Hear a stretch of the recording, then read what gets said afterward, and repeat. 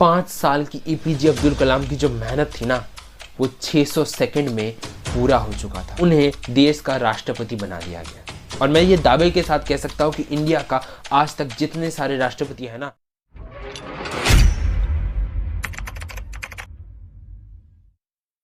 Part 1 में हम ये जाने थे कि एपीजे अब्दुल कलाम की जन्म कैसे गरीब परिवार में हुआ था।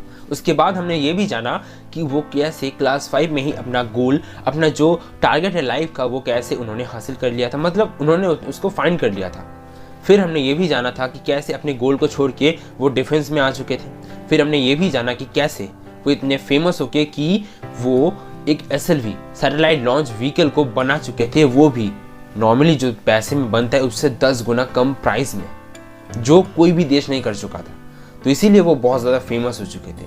और उसके बाद मैंने आपसे ये भी कहा था कि उसके बाद एक बहुत बड़ा ट्विस्ट आने वाला है यहाँ पे, और वो क्या ट्विस्ट है वो आज आपको इस वीडियो में पता चलेगा। So hey guys, my name is Pritam और मेरा काम है आपको मोटिवेट करना और एजुकेट करना ताकि आप अपने गोल तक बड़े आसानी से पहुँच सकें। सो 1982 में उन्हें फिर से पद्म भूषण का अवार्ड मिल चुका था और फिर उन्हें डिफेंस मिनिस्ट्री का हेड बना दिया गया था, मतलब डायरेक्टर बना दिया गया था डिफेंस में। और फिर उनसे कहा गया था कि अब तुम्हें मिसाइल्स बनाने हैं। लेकिन वो इतना फेमस हो चुके थे कि उन्हें हर देश से बुलावा आ रहा था। वो इंडिया में भी बहुत सारे स्कूल्स कॉलेज में भी बहुत मोटिवेशनल स्पीच या फिर सेमिनार्स कर चुके थे। वो स्पेशली बच्चों को टारगेट करते थे, उन्हें इंस्पायर करते थे अपनी लाइफ से, और इसी तरीके से वो हर एक देश में सेमिनार्स करते रहे। वो एक्चुअल में फेमस थे अपने उस इनोवेशन की वजह से, जिसके मदद से वो 10 गुना कम प्राइस में, इतने कम प्राइस में एक सैटेलाइट लॉन्च व्हीकल को बना चुके थे जो कोई भी देश आज तक नहीं बना पाया था। और इसलिए भी कि इंडिया के अनसपोर्टिव जो भी जितने भी देश थे, पाकिस्तान, चाइना, हर एक देश के मुंह में उन्होंने ज़बरदस्त जवाब दिया था इस SLV प्रोजेक्ट को ख़त्म करने के। इसीलिए हर एक स्टूडेंट्स के लिए वो एक बहुत बड़ा इंस्पिरेशन बन चुके थे। इसीलिए हर एक जगह में वो स्पीच दे रहे थे, हर एक जगह में जाके वो स्टूडेंट्स को मोटिवेट कर रहे थे।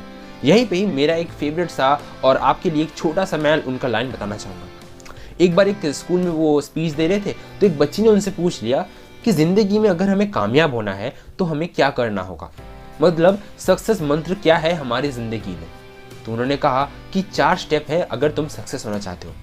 सबसे पहले तुम्हें एक बहुत बड़ा गोल अपने लिए सेट करना होगा, जो आज के टाइम पे तुम्हें बिल्कुल भी लगता है कि ये इम्पॉसिबल है, वैसा कुछ तुम्हें गोल सेट करना होगा।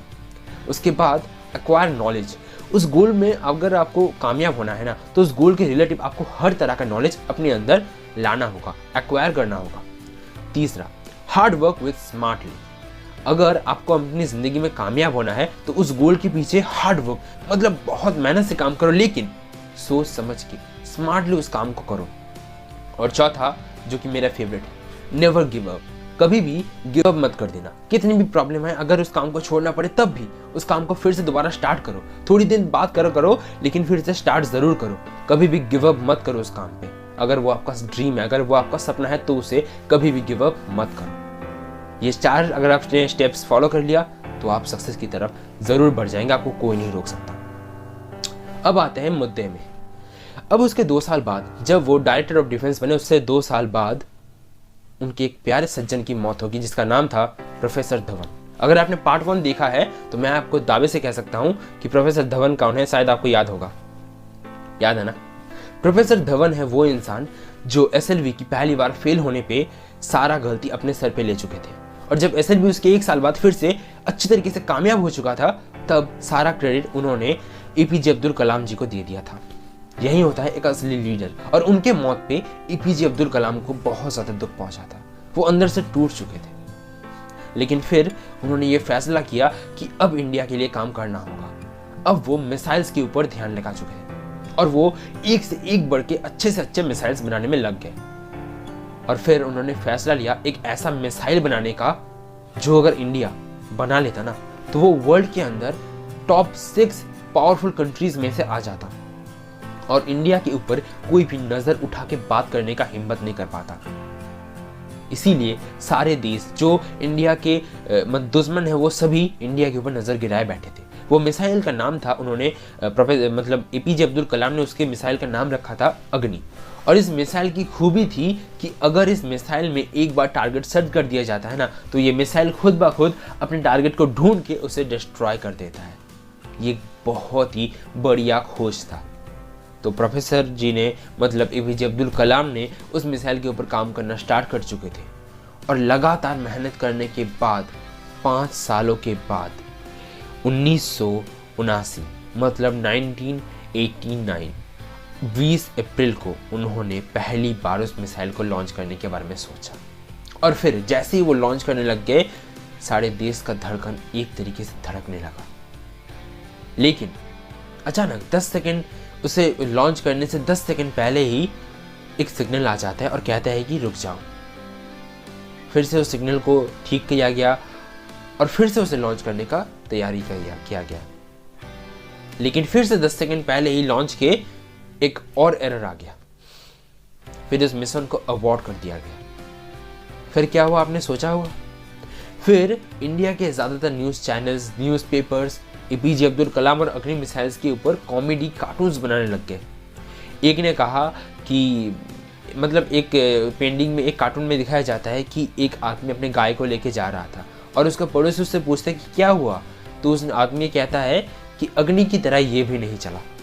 अमूल बटर ने कहा कि अगर अग्नि में दम नहीं है ना, तो हमारा बटर लगा लो, मक्खन की तरह चलेगा। ऐसे ऐसे उल्टे सीधे कमेंट्स किया गया। लेकिन फिर कुछ महीने के बाद फिर से एपीजे अब्दुल कलाम ने गिव अप नहीं किया और फिर से वो लगे रहे और अग्नि मिसाइल को फिर से तैयार किया, फिर से अपग्रेड किया। और इसके बाद प्रोसीजर स्टार्ट हुआ।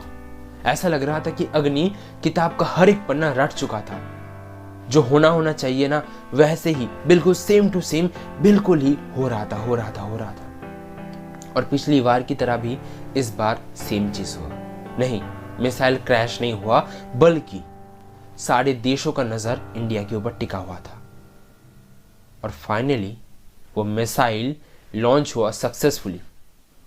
2 1 now 1 2 3 4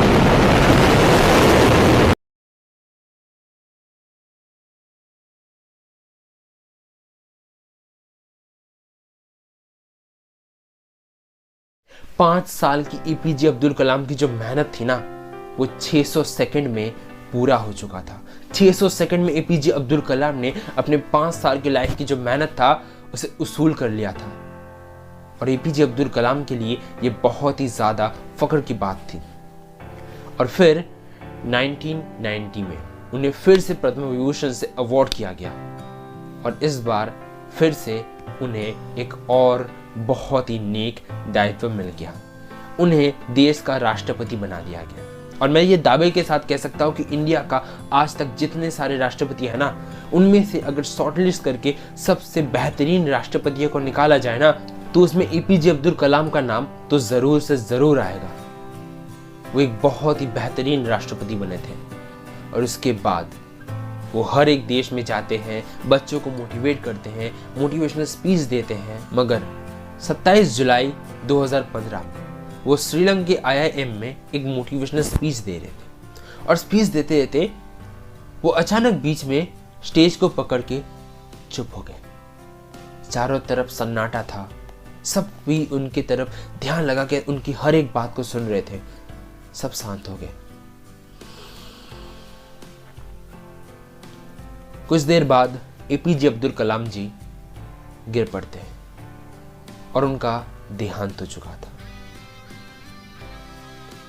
जैसे एक सोल्जर लड़ाई करते करते अपनी माँ के कोख में सो जाता है गहरी नींद में, बिल्कुल वैसे ही एपीजे अब्दुल कलाम जी भी अपने मौत के समय में भी, आखिरी वक्त में भी, आखिरी सांस में भी अपना काम कर रहे थे, लोगों को मोटिवेट कर रहे थे। राष्ट्रपति होने के बावजूद भी उनका जो काम था वो कर रहे थे। वो बहुत ज़्यादा बीमार थे, लेकिन फिर भी उस काम को करते हुए ही उनका मौत हुआ। यही उनके लिए सबसे फ़ख्र की बात है। और जिस इंसान की ज़िंदगी इतनी अच्छी गुजरी है, उसका मौत भी सबसे बेहतरीन गुजरा है। और उनकी महानता को सिर्फ इंडिया नहीं बल्कि सारा वर्ल्ड सम्मान करता है। आज इंडिया भी, हर एक देश एपीजे अब्दुल कलाम की महानता के आगे सर झुकाता है। एपीजे अब्दुल कलाम एक ऐसे इंसान है जिसे एक वर्ड में या फिर एक वीडियो में डिस्क्राइब नहीं किया जा सकता है। वो बहुत ज़्यादा महान है और उनके हर एक वर्ड में एक जोश होता है। हम सभी को उनके वर्ड को फॉलो करना चाहिए और अपने लाइफ को बेस्ट से बेस्ट बनाना चाहिए। इस वीडियो के लिए दोस्तों एक लाइक ज़रूर कर दीजिए और अगर आपको लगता है कि ऐसे वीडियोस आपके लिए इंपॉर्टेंट है तो चैनल को सब्सक्राइब कर दीजिए और हो सके तो इस वीडियो को शेयर कीजिए अपने दोस्तों के साथ।